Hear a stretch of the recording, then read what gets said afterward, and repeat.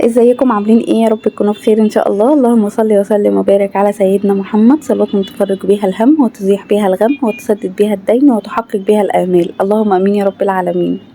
النهارده هنعمل مع بعضينا كده شويه بيكاتا بقى، عايزه اقول لكم تحفه بجد، والله بجد حلوه جدا، وان شاء الله تطلع احلى من بتاعتي كمان لو جربتوها. هنا انا بقول لكم البيكاتا. عايزه اقول لكم بجد وصفه، يعني انا بحب الاكلات اللي هي دي بالذات، يعني في الصيام وفي الحاجات دي عايزه اقول لكم يعني احنا مش بناكل، بنقضيها عصاير اكتر ما بنقضيها اكل. فالحاجات دي الوصفات دي بجد بتبقى خفيفه كده وبتبقى بسيطه، وما تخليكيش بقى تقفي برضو كتير في المطبخ وانتي صايمه، فبجد بتبقى حلوه جدا. طبعا انا جبت اللحمه بتاعتي زي ما انتم شايفين كده، انا مقطعاها شرايح رفيعه جدا، حمرتها برضو على الوشين لان انا محتاجه اللون اللي هيطلع دوت، يعني محتاجه التحميره دي عشان انا مش عايزه احط لها دمجلاس. تمام. هي البيكاتا لازم لها ان انت ممكن تحط لها اللي هي الدمجلاس ده، بس احنا طبعا ايه، يعني في ناس مش بتحبه وانا مش بحبه. ف يعني الخطوه دي انا بفضلها ان هي توصل للون دوت، عشان خاطر اللي هيتبقى في الطاسه كده زي ما انتم شايفين، هو ده اللي هيديني اللون اللي انا محتاجاه. تمام. طبعا اي حاجه بقى من اللي في الطاسه ديت يعني هتبقى موجوده. انا هقول لكم على الخطوه اللي انا بعملها عشان برضو ايه اعينها، لان طبعا لو مسحتها او نقلتها في طاسه تانية اللون اللي انا محتاجاه مش هعرف اطلعه، فاهمين؟ فانا هحمر برضو دقيق في نفس الطاسه، وهقول لكم على الخطوه اللي انا هعملها عشان خاطر يعني الفتافيت اللي هي بتاعه اللحمه دي اللي طلعت دي ما تبقاش ايه برضو ظاهره فوق الوش كده زي ما انتوا ايه هتبقوا شايفين. تمام. طبعا انا هحمر هنا دقيق، انا حطيت معلقتين دقيق على حبة السمنة، انا زودت سيكة سمنة صغيرين كده وهاخدها تقليبتين.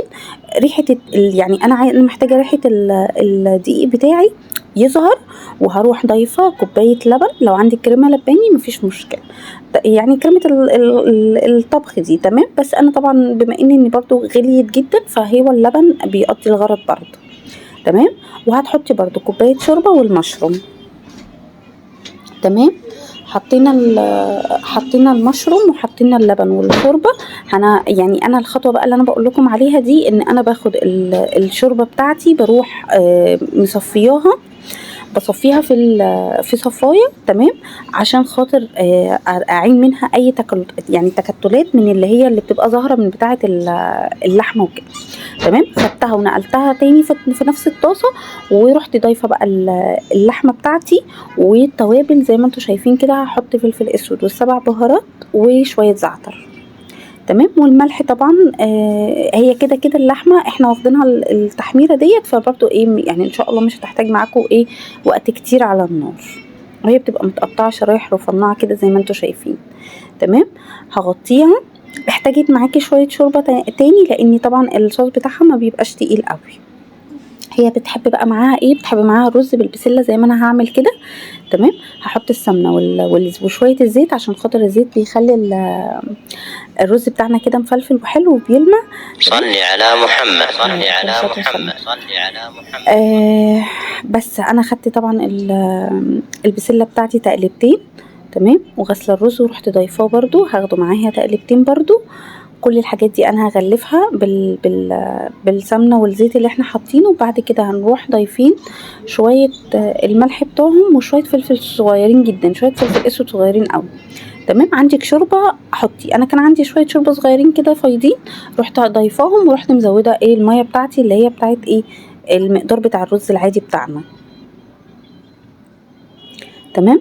عايزه اقول لكم وصفه بجد سهله جدا وبتبقى حلوه قوي قوي بقى عايزه اقول لكم بجد في الاوقات اللي هي بتاعه رمضان دي، لان احنا ما بنبقاش محتاجين اكل تقيل قوي والحاجات اللي هي بتبقى كتير دي، فانا بالنسبه لي الاكل ده بيريحني جدا. خلاص انا كده عملت معاكم البيكاتا والرز بالبسله والجزر. تمام. وده كان الفيديو بتاعي النهارده، يا رب يعجبكم، ولو عجبكم ما تنسوش تعملوا لايك والشير والاشتراك. سلام.